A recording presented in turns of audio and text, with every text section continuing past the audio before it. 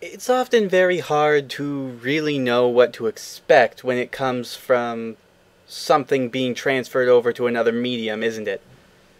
Then again, in the case of Uwe Boll movies, you always know what to expect, but that's not the point. Take, for example, the Mario franchise, something that has seen great success and great failures in almost every other medium known to man. Whether it be comic books, or cartoon series, or toys, plushies, candy dispensers, board games, anything else you can think of, Mario and crew have pretty much done and seen it all. Of course, that doesn't mean that everything with the plucky plumber's face on it has been a success. True, a majority of his video games have been very, very successful, especially nowadays when the platformer is largely considered a dying genre.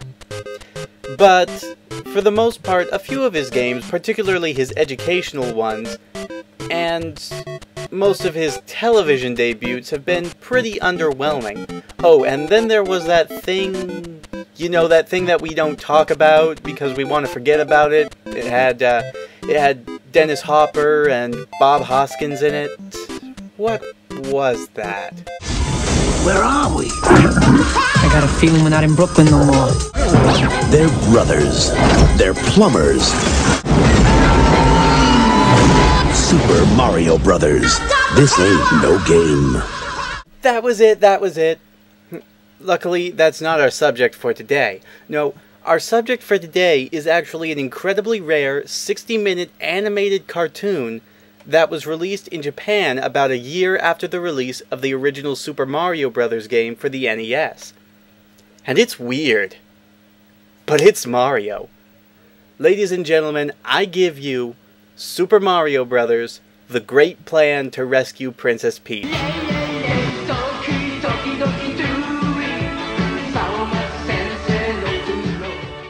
And before you ask, no, I don't own an actual copy of this anime. I had to download it, because I wasn't willing to pay up to $600 for a VHS copy of this thing. That's right, folks, this thing has never been re-released after it was originally released. It's only on VHS, and it's incredibly rare even in Japan. So if you want to track down an authentic copy of this thing, good luck, and be prepared to pay upwards of $600 to $800 for the tape alone. So what's the story, you're probably wondering? Well, it's Mario. So it starts off with Mario playing his Famicom games one night when all of a sudden Princess Peach and Bowser leap out of the TV screen. Okay, movie, I'll buy it. So Bowser kidnaps Princess Peach and takes her back to the Mushroom Kingdom, where apparently she drops some sort of pendant, which Mario picks up. This pendant eventually leads him and Luigi to a doorway, which takes them to the Mushroom Kingdom, where the Mushroom Kingdom's Gandalf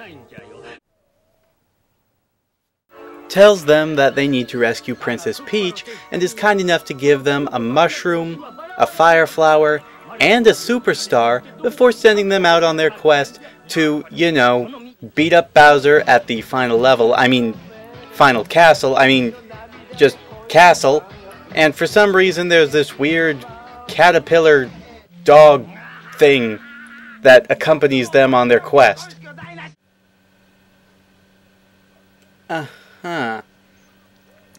Anyway, as you may have guessed by now, the story is very goofy, simplistic, and, well, extremely difficult to follow since the whole story is Japanese. But who cares? It's Mario!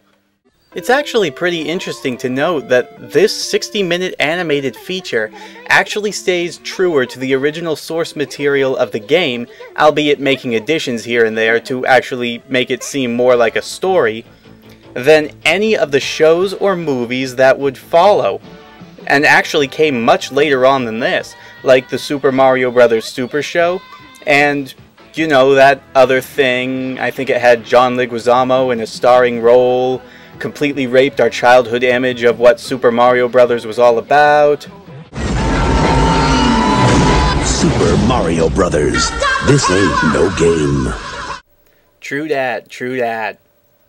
Anyway, I would go on about the characters, but there really isn't a whole lot to say. I don't know anyone who doesn't know who Mario, Luigi, Bowser, and Peach are, and quite a few of the characters that they added for this 60-minute animation, really I can't elaborate on because 1, I don't speak Japanese, and 2, they aren't really in the movie enough, or just don't have that much of a presence there. So I figure you can watch this without really having to know who they are. They're basically there, like I said, to just move the plot along. And here's another interesting tidbit. Even though Shigeru Miyamoto, Mario's original creator, was not involved in this project at all, and personalities for these characters wouldn't be developed for several more games, it's interesting to note just how close to the game personalities the personalities they gave these characters in this show actually are. For example, Mario is still a very heroic person who stands up against all odds. Bowser is still extremely overconfident, and that is usually his downfall. He also has anger management issues, and Luigi is always cowardly and extraordinarily luckless in most situations, even downright greedy at some points. In fact, I'd go as far as to say this was a blueprint for the Mario and Luigi series. Actually, one character who I was very impressed with during this entire movie was Princess Peach herself. They don't actually make her into the typical damsel in distress. She actually has the balls to fight back. It's actually pretty impressive too, even if her voice is extremely annoying at times, and even kind of funny to see her reactions with Bowser about halfway through the movie. And as if that weren't enough, all of the enemies actually look like they belong in a Mario game. We've got Bullet Bills, Koopas, Paratroopas, Piranha Plants, Goombas, Lakitus, Spinies. All of the enemies from the original game, even the annoying Hammer Brothers, are in this movie.